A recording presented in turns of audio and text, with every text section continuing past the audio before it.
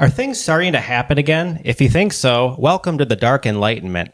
Or hell, I'm not entirely sure which. Both physical and digital scarcity seem to be happening at an alarming rate. All the tech bros have the capital now. So what does that look like in 2025? This is a response video to YouTuber JREG's political meta update. I'll link the JREG video in the description, and if you're really interested in going down this rabbit hole, I'd also recommend his Fractures in the Right-Wing Coalition video. So yeah, I like to call this sort of a mashup of the political compass and the Overton window. For those who don't know, the Overton window is the range of political ideas and policies that are considered, acceptable or mainstream at a given moment. So like ideas inside the window are ideas that like politicians and the media can support rather openly. And I'm talking strictly about like legacy media here, like cable news, even though that's starting to die. And then ideas that are outside the Overton window would be like really radical ideas, which like the paleocons have, which we'll get into. So you have like mainstream policy is at the center, and then the further out you go, you get popular, then sensible, then acceptable, and then radical, and then finally all the way at the edges is unthinkable. So I think this is a pretty good criteria by which to base our placings here. My x-axis is gay and trad, and so like the further left you are, the gayer your ideology, and the further right you are, the more traditional you are. And for the y-axis, I'm going with, because YouTube is, we're just gonna go ahead and put pro-war at the top here, and we'll put anti-war at the bottom of the y-axis. I was originally going to make it tech versus anti-tech, but that seems kind of redundant. And I'm choosing this framework over the autism schizophrenic divide or religious to atheism affiliation, but I will be discussing them briefly, and we'll see if we can't get any general overlap out of this. So let's just start with the upper left quadrant here. I hope I'm pointing in the right direction. That correlates to my map. I could have completely fucked this up. We'll see. So as you can see here, it's not just 4 simple quadrants. I kind of have it split up into 6 different ideologies overall here. So JREG calls this quadrant mostly reactionary centrism, but I still see corporate woke remnants in the upper far left. It's likely that this group will eventually get subsumed into either the dirtbag leftists or at the bottom, or maybe reactionary centrism, but their influence is still there. Here you'll often see open support for, pro-trans, pro-gay people, pro-Black Lives Matter, but not necessarily pro-Palestine. Though you could argue that's a pretty divisive divide on the center, far, corporate, woke left, whatever you want to call it. There's a progressive core to this ideology that is probably more conservative leaning. I mean, this guy is the founder of progressivism and also happens to be one of our fascier presidents. This is the one who showed Birth of the Nation, that really racist video at this was like 1920. Did they have that word then? Racist movie at the White House. So in some ways, it doesn't make a lot of sense to place them on the far left. But oh wait, Woodrow Wilson was a Democrat, so that makes perfect sense. Confused yet? These types still unironically believe in democracy and the two-party parliamentary system. They're also pretty reactionary to everything going on because their time in the center seems to be coming to a close. They're also usually atheistic, but not always. You might get some who believe in God, but not in a Christian national sense, like the Paleos and a lot of center-right MAGA. Charlemagne the God is a good example of a center-left member of the black bourgeoisie. And then like Ye and Candace Owens would be a good example of like the far right or alt-right or paleocon black bourgeoisie, even though they probably wouldn't see themselves that way, even though they do have a lot of money and influence. Another example would be terminally online left streamers like Destiny and Asmongold, slop tubers. Both of these guys are about as pro-war as you can possibly get. This might be controversial, but I'm placing Destiny further left of Asmongold because even though Destiny isn't above chucking around the R word, his politics are still symbolically progressive, but structurally neoliberal, like a lot of politicians. So we can place Pete Buttigieg, how do you say his name? Buttigieg, in the corporate woke sphere. Reactionaries are people like Bill Maher, or think of anyone who works for, again, these legacy cable news sites like CNN, or, I know his show is on HBO, but similar vibe. A Chris Cuomo would probably fit in here. These are the types like, 60 plus who are usually white and desperate to hang on to their influence. Just think of your parents who, maybe voted for Joe Biden thinking he was going to be the catalyst for change in 2020. But there are also younger ones who are chronically online explaining why they place relatively high on tech. Vosh and Hassan probably just barely make it onto the corporate woke quadrant simply because they, have so much money and influence, even though they're both pretty anti-war from what I can gather. Corporate wokes are obviously careerists. They love getting ahead, which isn't much of a working class move. So working class people kind of hate them because they feel like they're always being lectured at. This quadrant is like mostly managerial class, a bunch of annoying know-it-alls. This is where you'll get old leftists saying things like advanced workers don't exist anymore because the managerial class have advanced the advanced workers, meaning no proletarian revolution. An advanced worker is someone who can do everything at the job. So like in retail, they know how to bag, they know how to run a register, but they also know how to talk to people, work the service desk, et cetera, et cetera. So they're like kind of a hybrid super cashier and manager who can run their department without the owners present.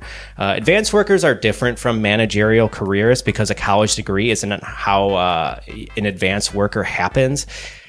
So an AEW has to start from the bottom and then work their way up, oftentimes over a couple of decades of working with that company. And not everybody in the company necessarily likes them, but they do respect them. And yeah. Now, I don't want to spend much time talking about them in this video, even though they are probably the biggest party mass of people I will talk about. Obviously, MAGA. So there's, I guess, three ways to place MAGA. The first is the very reductive, and we'll put them in kind of the reactionary kind of center, and a little bit overlap with the tech bro types. But that's probably becoming more and more. It's probably going to become more and more of an alliance over the next couple of years. So the very reductive way corporate leftists and even some dirtbag leftists will describe MAGA, they're evil and stupid and worse than George Bush, meaning they're right to the neocons. The second way is to situate them much closer to the center, occasionally even overlapping with maybe not overlapping because I have reactionary centrists in the center, but basically what I'm getting at is you get the far corporate woke left and Daily Wire streamers like Ben Shapiro and Matt Walsh bitching about Disney and how it's gone woke now. So you have this obsession with calling things woke on that side. So I kind of see them as mirrors of each other, even though they don't perfectly fit into the center. And the main thing that unites them is how corporate and PG-13, political friendly they both are. But what I think is pretty interesting with MAGA is how many normies kind of fall into this group. People who are probably anti-war, but also like Trump because he's entertaining. So they're kind of confused right now because, Fox News and Daily Wire have pivoted their messaging to be more pro-war. But then you have the dissenters like Marjorie Taylor Greene, Candace Owens, and Tucker Carlson, who are vocally anti-war, meaning they are getting more and more fed up with Trump. And that's not even mentioning his association with Epstein. This has caused a split within the right, but I wouldn't necessarily call it a good thing because ethno-nationalists are starting to gain more and more influence. That's the dirtbag leftist in me talking, but we'll get to that. So yeah, the far upper left quadrant and the kind of center right MAGA corporate Daily Wire streamers are just kind of having this war for attention right now, which is why I still like separating the dirtbag leftists from the corporate liberals, even though the Daily Wire types do like to lump both of these groups into the left. But other than that, I mostly agree with JREG that most of the left has become balkanized, and that's pretty much just eating itself at this point. Okay, so the bottom left quadrant is also very busy, so let's just go one at a time. First, let's focus on the dirtbag left, which I'll put as far to the left of the bottom quadrant as I can. Dirtbags are usually people who love to be entertaining. They don't seem to care all that much about ideology, which makes them different from the paleocon who mix irony with sincere ideology. They think obsessively about their subculture, whether that be obscure but great video games, or Nick Mullins or Cumtown's millennial coded humor. Dirtbag leftists are also in love with nostalgia, but not the nostalgia for the 1950s like MAGA. It's more of like a millennial nostalgia for Ninja Turtles or when games used to be good or something. It's very like culturally obsessed, but there's also a discontent that things are always bad. And they're almost always exclusively millennials, but you'll get like rare Gen Z dippings. I don't know, maybe some Zoomers are dirtbags, but honestly, I think Zoomers love the idea of having power because they've had none their entire lives. Perhaps most importantly, they are more likely to talk to a liberal than anyone on the right. Like Anthony Fantano, I think, would be a good example of a dirtbag leftist. So like a dirtbag is not above virtue signaling online, similar to like corporate woke. Constant with the free Palestines and the anti-AI rhetoric. And Fantano, I love Anthony Fantano, but I do have to call him out here. His taste can be a little elitist and snobby at times. He's only reviewed one Korn album, and he gave it like a strong 4 to light 5, and he's never reviewed an Oasis album. And these are two bands who are like so representative of the middle class in their respective nations. And yeah, I'm saying both of these bands are pretty objectively great at what they do. We'll talk more about taste another time, but dirtbags can have different tastes culturally, whatever. Like, for example, a Tim Rogers loves JRPGs and doesn't make much time for Call of Duty multiplayer, whereas a Jeff Gerstmann loves Call of Duty multiplayer but hasn't really cared about a JRPG since Phantasy Star. Dirtbag leftists are also, generally pretty atheistic and will probably scoff at New Age culture like crystals or astrology, and this is my primary beef with them. They're too black-pilled, even though I identify with them. I mean, look at how I'm dressed. They're either former disillusioned Bernie bros, or maybe they're still Bernie bros, but don't go to rallies. Maybe they'll just like repost a Bernie rally. And some of them probably still unironically believe he has a legitimate shot at the presidency. So basically, the dirtbags are social democrats who are simultaneously black-pilled or hope-pilled, depending on the day of the week. Like Joshua Citarella fans seem to be like a pretty good example. They are extremely online and overcome with resentment. Like, just take a look at Doom Scroll's comment sections, especially any ones involving women not named Catherine Liu. I'm gonna lie, Catherine Liu is fairly base, but it's like any other woman is on the show, and it's just like it's a hate fest in the comment section. They really don't like people like Yancey Strickler either, the guy who started Kickstarter.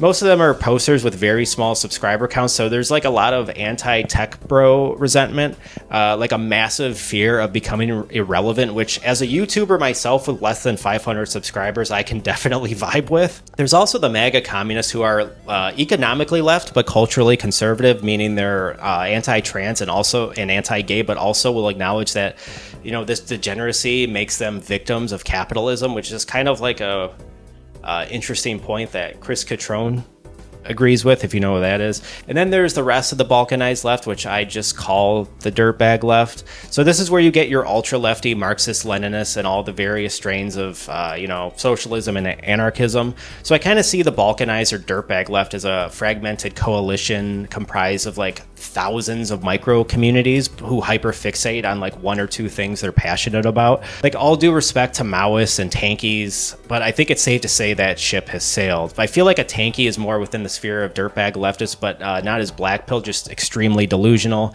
whereas an anarchist probably falls closer to far left progressive policy. But this is a bit of a contradiction because anarchists claim to not be hierarchical. That's kind of what corporate leftists believe in. They just have no pragmatic strategy. This is where like the center right tech aristocrat Curtis Yarvin will call out the people who make abstractions and hope to manifest them into existence. Like, they'll just say things, slogans like equality for all, when that's a very nice thing to say in theory, and it's a smart way to brand yourself and to make money off of, but is it the most effective political strategy? That's where you'll get a lot of corporate liberals who will yell at you whenever you say the main issue plaguing us is class or economics rather than instead of liberation of trans or black people. So my boy Tim Rogers is a great example of a dirtbag leftist, I think. He's a little older than a millennial. Maybe he qualifies as like elder millennial, but I mean, look at the consistency here. He loves Discord, hates Patreon, but still uses it. Nostalgic for how video games used to be. But just nostalgia in general is a pretty big thing with dirtbags. Nostalgia and exclusion. Like, they're not looking to change anyone's minds. They kind of just vibe with their own, and that's it. And if you're willing to change your mind and adapt, then you're welcome in. But you got to do it on your own. Alana Glazer is probably a more popular example of a dirtbag. Polyamorous tendencies, at least earlier in life, and oftentimes aggressive humor that would probably trigger a lot of men who hate women. Also isn't afraid to collaborate, with the corporate woke left or share in similar anti-MAGA ideology. But I think the difference is that a corporate leftist would call MAGA stupid, while a dirtbag would call them evil. But the bottom line is that neither one of them want to think about or even acknowledge the right wing except to make fun of them. But it's important to note that they will only touch the upper right quadrant. Dirtbags love to shitpost about the peril of center-right techno-libertarians. Now, this is interesting because I see an alignment or a potential alignment between the Horseshoe Coalition and dirtbags when it comes to hating on tech bros. So what is the Horseshoe Coalition? Before we define them, we have to talk about the paleocons down here in the bottom right quadrant, and also the neocons and the center-right reactionaries, which I've already briefly touched upon with, the Daily Wire types. So the and PragerU. The paleocons are what the left would probably call ethno-nationalists. JREG calls them post-racial fascists. So as you can see here, we've got people who aren't white, all in agreement that white people have gotten a pretty rotten shake of things over the past couple of decades. You'll get a lot of conspiracy here, like how Nick Fuentes, Ye, and the Fresh and Fit guys love to focus on well, for the sake of the YouTube algorithm, I'll just call them the pro-war coalition, which if you know, you know. So Daily Wire and PragerU are obviously closer to the center right now because a lot of people still watch their content. They still have influence and a lot of money. But what about the neocons and the tech bros? Any overlap there? If you're Nick Fuentes, there absolutely is. For people who don't know, the neocons were the Republicans in power during the War on Terror. The short version is that the neocons are imperialists who believe the U.S. must intervene and impose democracy on the rest of the world, which is why you get, the Alex Jones type saying that both neocons and Democrats are the globalists. The Daily Wire centrists get lumped into the pro-war faction, which means there's kind of a holy war brewing where it looks like you have the tech bro libertarians and MAGA reactionary centrists on one side and the more Christian extremists on the other. So people like Marjorie Taylor Greene, who's becoming more and more of a vocal opponent on Trump because she's anti-interventionist, but also a conspiracy nut. This is why I use pro-war and anti-war as the y-axis, because if you're a paleo-conservative, you're very, very, very likely to be anti-war, and I don't mean just as a euphemism here. I mean that in the sense that they want the United States to stop extending its influence outside of the country, which the tech bros and center-right MAGA mostly don't agree with. We'll see what happens when Trump goes belly up and Peter Thiel's boy JD gets the presidency. I think this is something important that a lot of people aren't focusing on right now. Like, Trump's old. He's probably going to die at some point. He's already symbolically dead. If you ask the paleos, they're done with him for two reasons. One, he's not deporting enough people, and two, his association with Epstein is getting more and more cringe. The Horseshoe Coalition are people who tarry with both far left and far right ideologies. They'll basically they'll listen to anyone, but mostly they'll hang out with other leftists, mostly dirtbags. Now, this is a tenuous position to be on because if you're seen engaging with far right ideology, that's clearly a recipe to get you canceled, and probably vice versa for some of the center rightists here. So you got to be pretty likable to be in the Horseshoe Coalition, I feel. So in that sense, I don't entirely feel like I belong yet. I mean, I have the nihilism and mental illness and the ability to hold contradictory ideologies in my head, but I guess I'm still working on my Riz or my YouTube subscriber count. So the Horseshoe Coalition doesn't really care about the holy war going on in the Middle East. I mean, most of them are probably leaning more anti-war, for being honest, which is why I put them in the bottom. And I mean the holy war between the Christian extremists and the center-right Christian nationalists, not the battle between the paleos and the neocons, which, again, If you know, you know. So checking in on like what a Nick Fuentes or a Candace Owens has to say makes you look unserious, not just from the Daily Wire corporate types, but also the corporate left identity types and some dirtbags. So the Horseshoe Coalition kind of operates on the edges of the Overton window right now.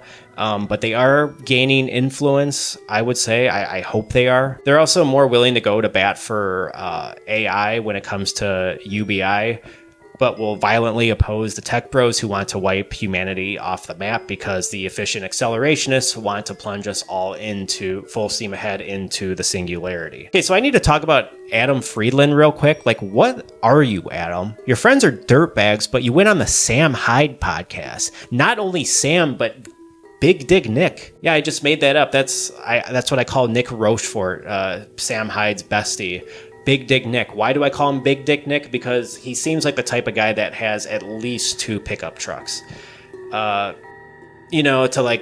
compensate for, it's the whole psychoanalytic penis envy thing, which we don't have to get into today. But this is huge. So the Horseshoe Coalition, you can be gay in the Horseshoe Coalition, which gayness is embraced, which I like. I mean, this is the main reason I'm putting my stock in the Horseshoe, because I know how much my quality of life has improved since once I quit working, a real job. I hated that job. It made me physically and emotionally sick. The paleocons have this point about Indians, taking low-level tech jobs, to which I say, like, who the fuck wants to work any kind of low-level tech job?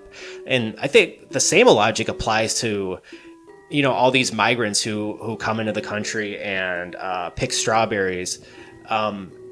Nobody wants that fucking job, especially the racist who's calling all these illegals crossing over, shouldn't be in the country doing this job. It should be white people doing this. Nobody should be doing this fucking job. Come on. But the coalition definitely aren't pro-open border.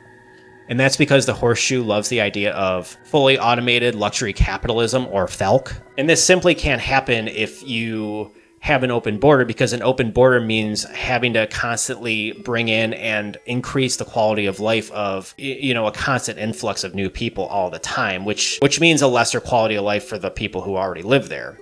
So the paleos do kind of have a point there, but the Horseshoe also believes that we can build the infrastructure to accommodate more and more people in these, first world comfortable spaces. But whether or not that is a naive pipe dream remains to be seen. But again, I'm a pro UBI guy, and I'm an optimist in this regard. Personally, and this is where I am vehemently against the paleos, we have the abundance to make every life less insufferable, but the problem is that the tech bros have all the wealth. So that's why I think the Horseshoe will probably be dangerous to people, because it's looking to potentially forge uneasy alliances with people who are ideologically radioactive. In his Dear Elon video, Sam Hyde believes the world is a competition over scarce resources. And while that is technically true, I also kind of believe he likes it that way. Like, do you know what I mean? Or is that too dirtbag leftists? They do share a kinship with corporate woke center leftists. I'm thinking of people like Destiny. Also, another point I want to make about the overlap between dirtbag leftists and the corporate wokeists. People like Destiny, who will change his hair color not because it's something he believes in, but because it'll piss off a certain demo of his audience who hate watch him. But the most important thing they seem to align on is the total lack of engagement. Like, you don't get many far leftists or dirtbag leftists making content about, the trad Catholic types. It's seen as kind of cringe. Anthony Fantano distanced himself from Sam Hyde. Like, they used to be friends, but then when it came out a few years ago that Anthony Fantano used to be friends with him and was doing like ironic meme humor, he distanced himself from Sam Hyde, which is probably a good move on his part, because his brand has just only gotten bigger with each passing year. So smart move financially. But again, this 4chan ideology is still on the fringes of the Overton window, even though it seems to be moving closer and closer, which is something you can, say Trump kind of like brought in. He brought in a lot of radicals in 2016, and now he's kind of ironically in the center of the Overton window now. This will probably be a huge source of contention between the dirtbags and the coalition, because, like I said, a dirtbag is probably more likely to ally with a liberal than with a Horseshoe. So This makes things potentially more safer and more secure, but at the expense of interesting or maybe chaotic alliances or ideologies lapping. Libs and dirtbags both love to hover in their ethereal socio-democratic centrism.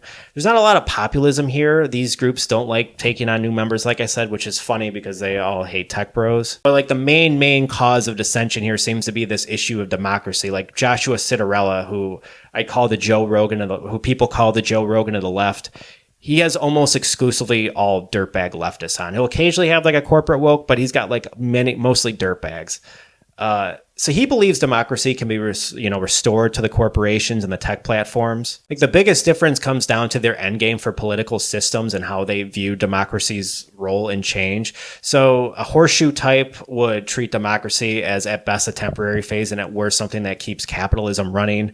And, they'll see, and this is a controversial one for the horseshoe, is they'll all, often won't vote. Some dirtbags will do this, but as somebody who identified as a dirtbag leftist in November of 2024, I did vote for Kamala, and I did kind of get sucked into the whole hype train, which is something that's a weak point with dirtbag leftists, as they're very, like I said, they're very privy to like this liberal optimism at times. So the dirtbag left will be cynical of democracy, but they still believe it's worth defending and improving as a bulwark against right-wing authoritarianism. And they're also probably better at getting their ideas across to normies than like a contradictory accelerationist horseshoe type. Another key difference between the dirtbags and the horseshoe is humor. Like with the horseshoe, humor is much more like we're much more willing to engage in meta irony, which is also something the paleos do. Whereas the dirtbags love to lean into like raw, crude body sexual humor. And everything's gay with like the paleos think gay is cringe, whereas the dirtbags think everything should be more gay, and it's a sign of it's a source of pride. Actually, I want to quickly go back to Tim Rogers because Tim likes to hang out in kind of these ultra niche spaces, which kind of gives them something in common with Sam Hyde. Now, don't get me wrong, please God, don't get me wrong. Like Tim Rogers and Sam Hyde do not have much of anything in common, like at all. But just this one overlap in niche communities seems to be interesting to me. But I think what it is that like the difference is Tim wants to have a niche community, even though he could probably like he's smart enough and resourceful enough and has enough experience and interesting lived experience to like build up a huge following. But also whereas like Sam Hyde has no choice but to like live in these niche spaces right now because he's gotten canceled so many times because of his ideologies. So it makes him kind of like this weird underdog, which I don't know. Now, the far right types like Sam Hyde, Ye, and Nick Fuentes would be far right to the Overton window, but some would make the argument that if they're fascists, which they almost certainly are, then that would mean they opt for a third way solution that isn't capitalist or social democrat. Like people think fascism is like the far left and the far right, but it's usually more closer to the center, and that's why it's called like a third way a lot of the time. Like most of LeftTube or BreadTube at this point are dirtbags who kind of like are just doing the same content to like appease their echo chamber, whereas horseshoes are willing to like tarry with like much more controversial figures and ideas like accelerationism. And yeah, the right side of this compass, they all have a split in religion. Like the tech bro libertarians do not believe in God like the Christian nationalists do, but there are a ton of Christian nationalists who voted for Trump, who is now a center right figure. Peter Thiel has funded JD Vance, so it'll be interesting to see how Christian nationalist Vance is in the upcoming years. Before I wrap this up, I'd like to quickly mention the autism schizophrenia divide, which I'll admit I don't know much about, but I think as the Horseshoe Coalition gains more influence over the years, we're going to see a rise in schizo-type rhizomatic thinking. Right now, it's mostly autistic thinking, which is in vogue, which is why streaming is so popular, because you get a lot of debate bros who are obsessed about, harping on the same point hours and hours, days and days at a time, making just endless slop content. I'm not disparaging the autists.